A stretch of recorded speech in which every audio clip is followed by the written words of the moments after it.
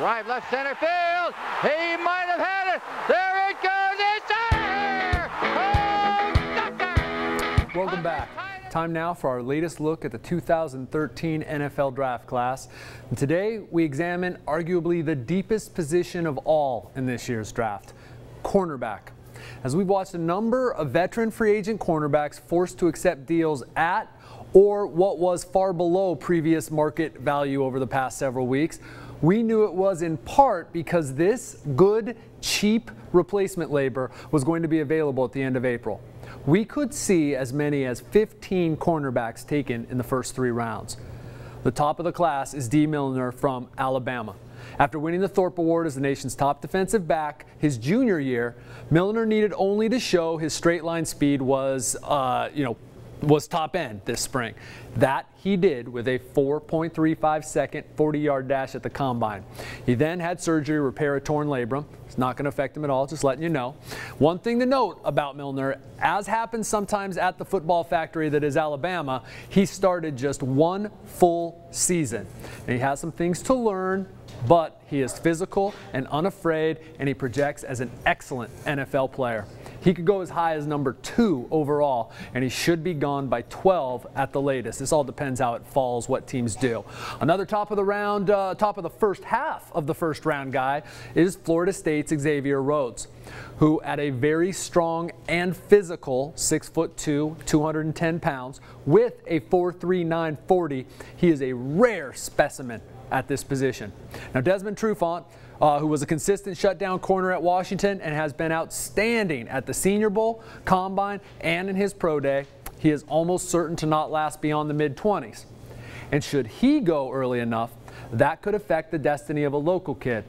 Jamar Taylor out of Boise State, and before that, Helix High, will not last past the second round and early in the second round, and he may have convinced a team to take him late in the first round. The questions about the competition that Taylor's faced coming out of the Mountain West Conference, they've been alleviated to some extent. His rise began with an excellent bowl game against Washington, then a great week of practice at the Senior Bowl in January, and that showed he could compete with players from the bigger conferences, both the bowl game and the Senior Bowl.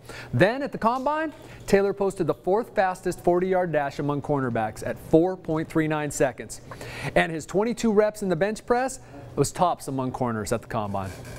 Just show that, it wasn't a fluke. Show that, I could do what I do on the regular, and just that, I've been working hard for this. I have some great coaches behind me, and, that I'm going to give it all. After we get past this top group, there is plenty of talent, and we'll be eagerly awaiting which team will decide to take a chance on Tyrann Mathieu, the Honey Badger.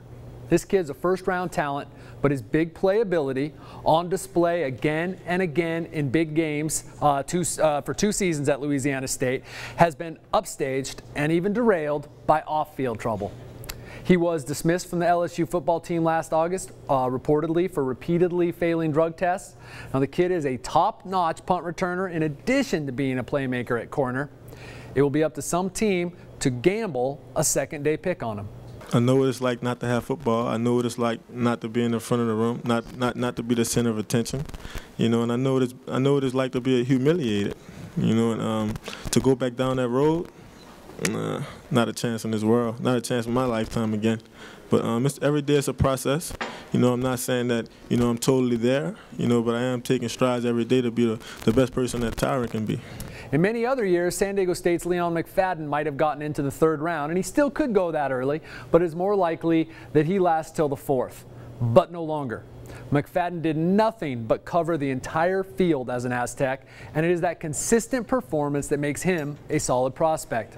But he lacks the size and speed to truly excite NFL scouts. My ball skills and being able to cover guys, that's something that I've always done, and like I was explaining earlier, being physical and aggressive, coming from the Mountain West Conference, not playing against as you say, the bigger receivers, the bigger names, being able to go down the Senior Bowl and prove that, there is talent in the Mountain West, and I was able to prove it.